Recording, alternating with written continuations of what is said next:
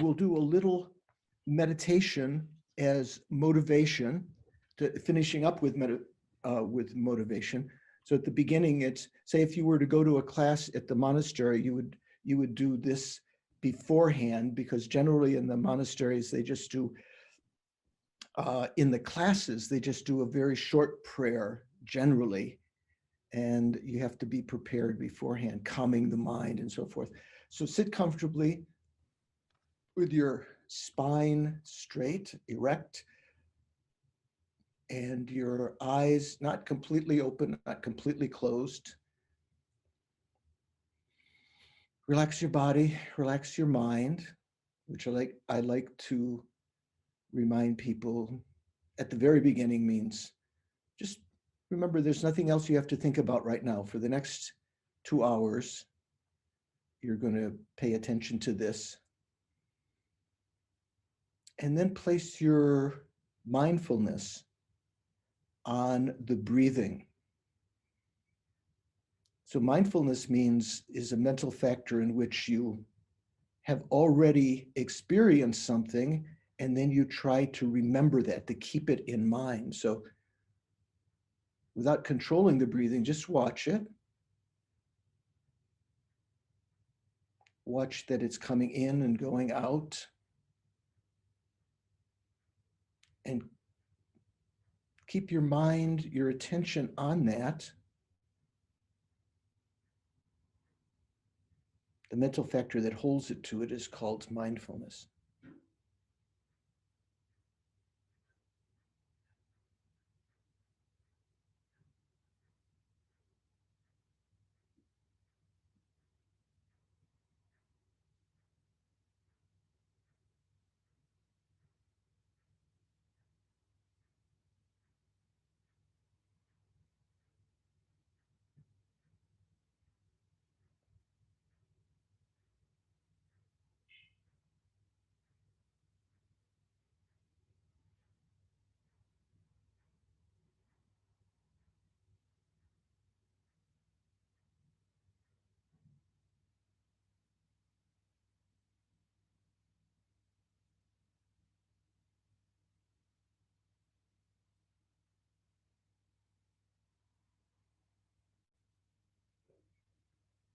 At the beginning, your mind may be bouncing around to different thoughts. It may be that your attention to the breathing is the lowest of things that you're paying attention to.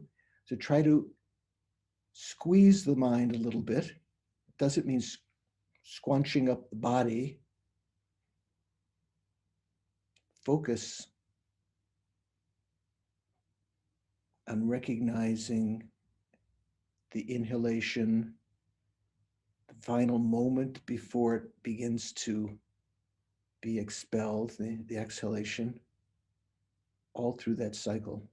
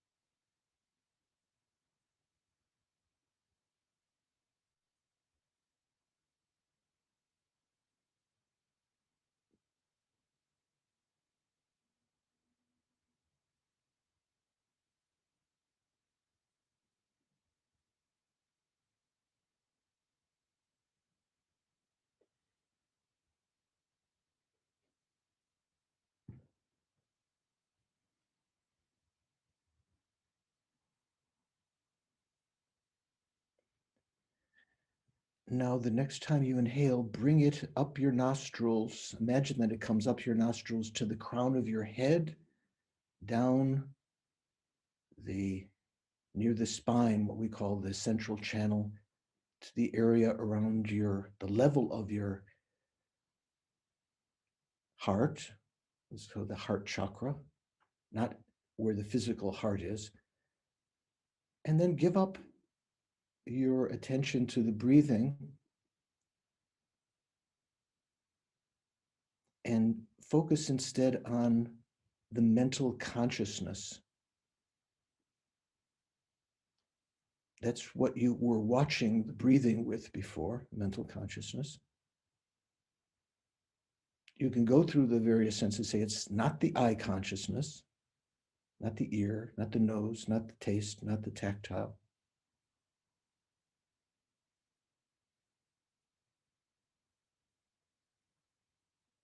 Just focusing on that may only bring up a sense of blackness at first.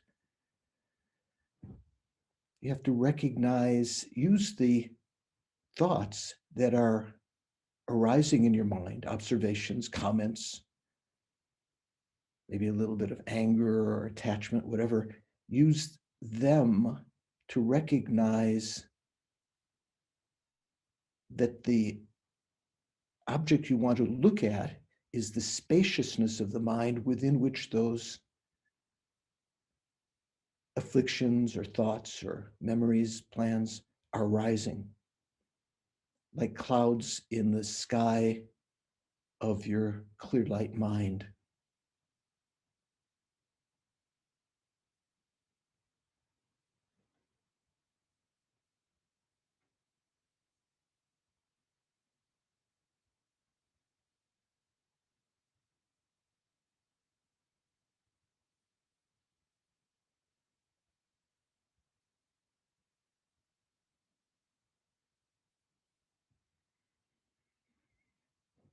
Like sitting at a cafe in Italy or California or someplace and watching the people go by, just noting them passing, not getting involved with them, not following them with your eyes. Just watch the thoughts and recognize that their momentary appearance and perhaps duration, disappearance, all of that is due to the fact that the mind doesn't obstruct thoughts. It is not obstructed by them, and it does not obstruct them.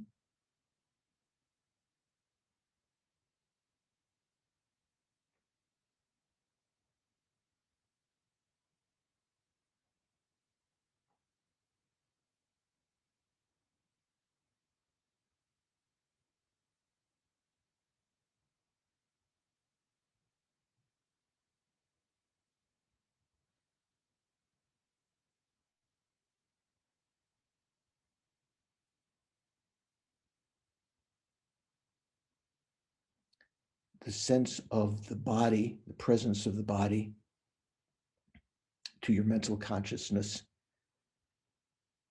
is just a thought, is just an appearance to your mind. Recognizing that, consciously let go of the objective appearance of the body and try to sense the spaciousness of the mind within which it's appearing.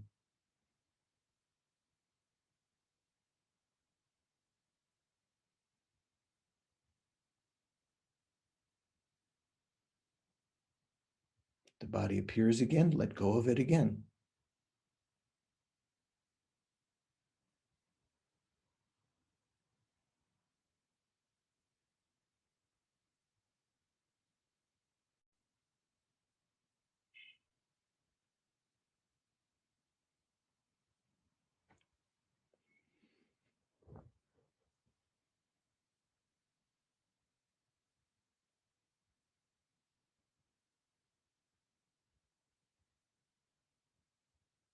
The spaciousness of the mind that we're trying to observe here is one in which it does not obstruct thoughts, just like ordinary space doesn't obstruct objects.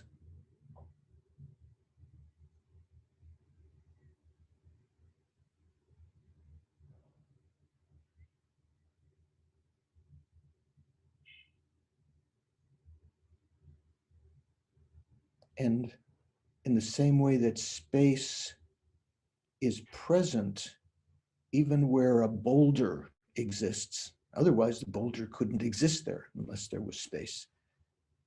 Even if a thought is persistent in your mind, use the reasoning that the presence of that thought indicates that there's spaciousness of the mind there. Let go of your attention to the objective thought and focus instead on the subjective mind that's perceiving it, the spaciousness of the mind within which it's arising.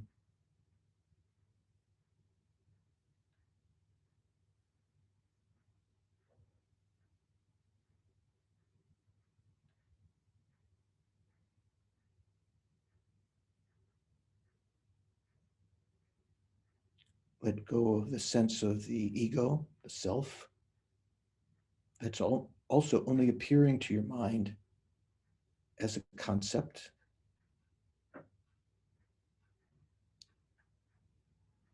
Focus instead on the spaciousness of the mind within which that thought had arisen.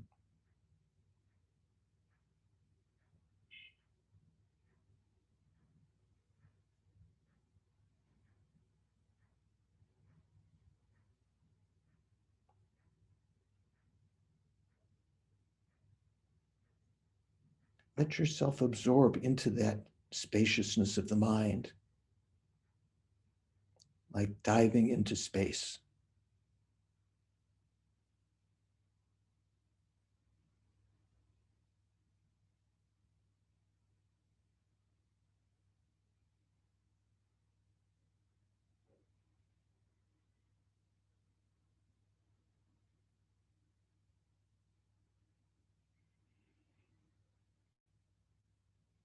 This clear light nature of the conventional mind is what His Holiness refers to as the conventional Buddha nature.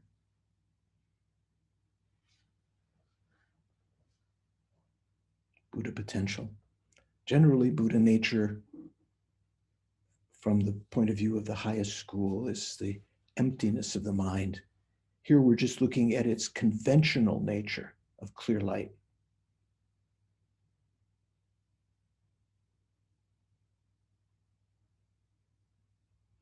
It's within this kind of mind that has this clear light nature that we can get rid of the habitual reactions, our delusions. They are not part and parcel of the mind. They are just adventitious, meaning they arise due to certain causes and conditions. Maybe seeing something that you find attractive, attachment rises, or being in a situation that you find unbearable and resentment or unhappiness or anger arises. All of them can be eliminated from the clear light nature of the mind. And all of the positive qualities on the path, from renunciation up to the realizations of bodhicitta and emptiness and so forth, they are not beyond our grasp. We can definitely develop them.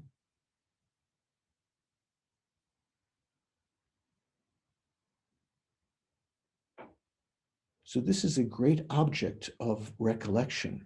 You know, when you have problems, go back to the clear light nature of your mind. Let go of all the chaos that's going on there.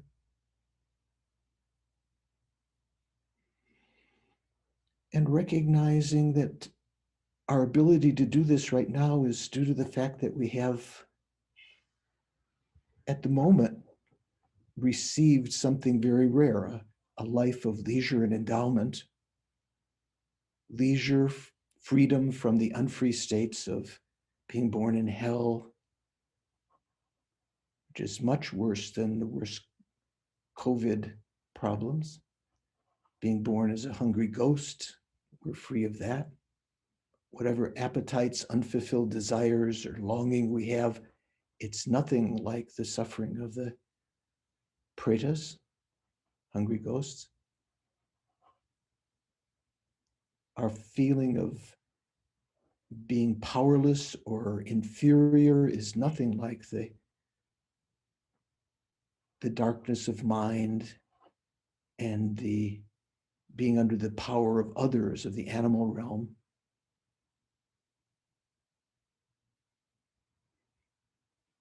I think in order to make use of this lifetime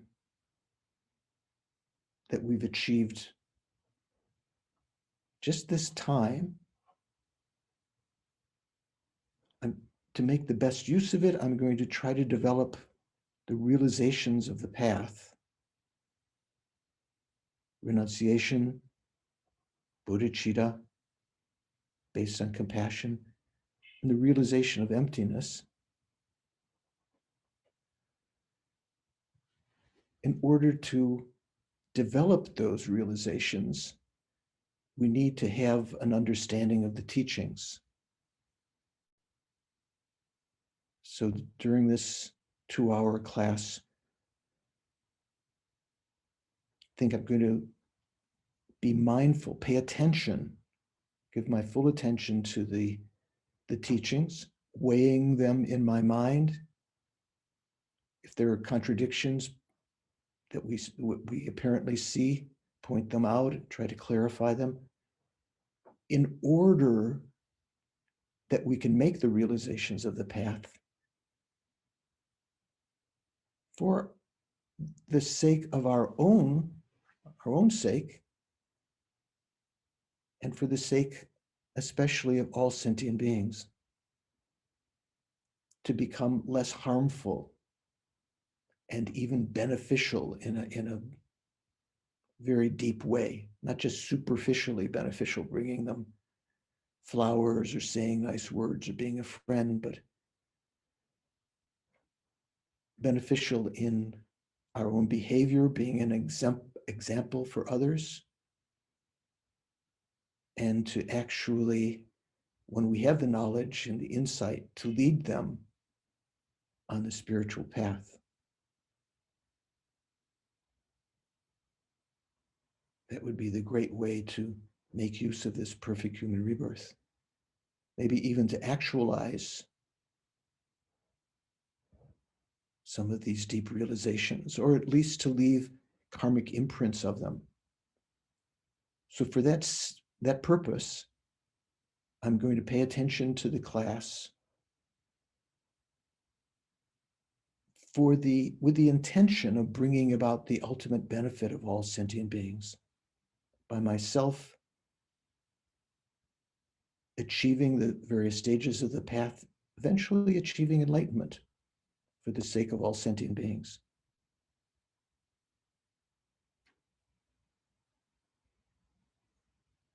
That's my long-term goal.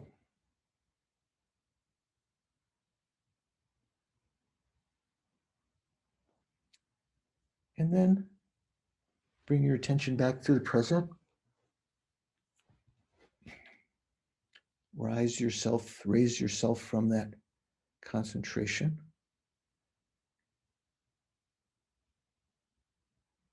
How was that? Anyone have any observation?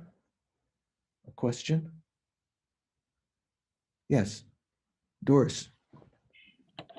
There you go. Sorry, thank you for taking my question. Yeah. You said subjective mind.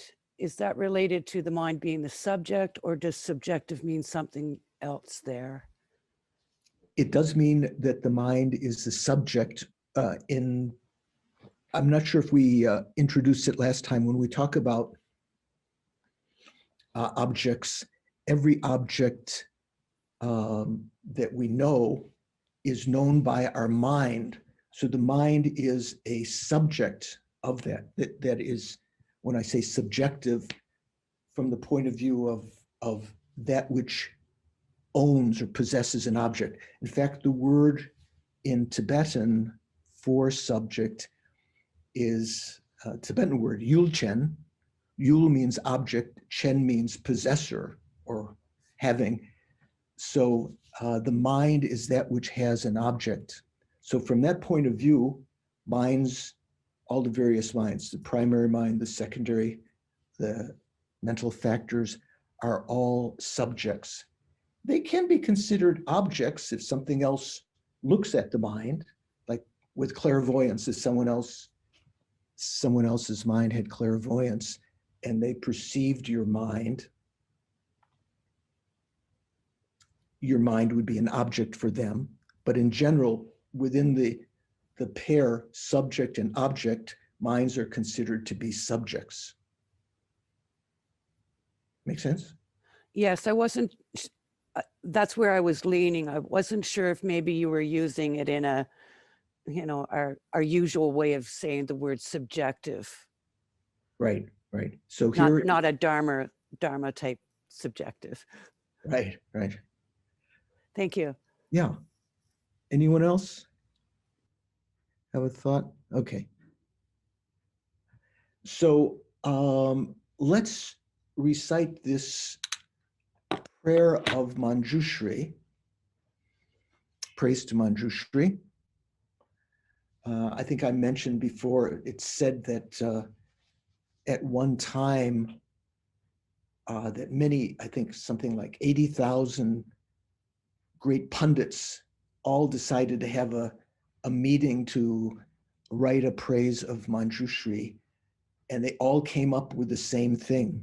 I think I read recently, I think in the Jewish tradition, when they talk about, what is it, anyone Jewish here, the tripath, some basic part of the Old Testament was said to be, or some subsidiary texts were all considered to be composed simultaneously. The same text was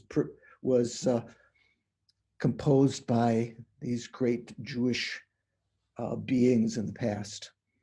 So here there were something like 80,000 pundits who all composed in their own mind the same praise, sort of maybe by the inspiration of the Buddha. So let's recite this together.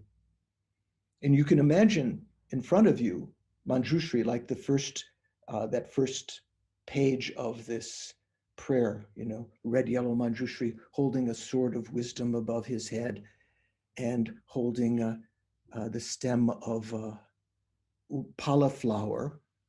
I don't know, I can't point to it there, over his left shoulder, upon which is the Prajna Paramita Sutra, the sutra that explains the deep meaning of emptiness. So let's recite this together.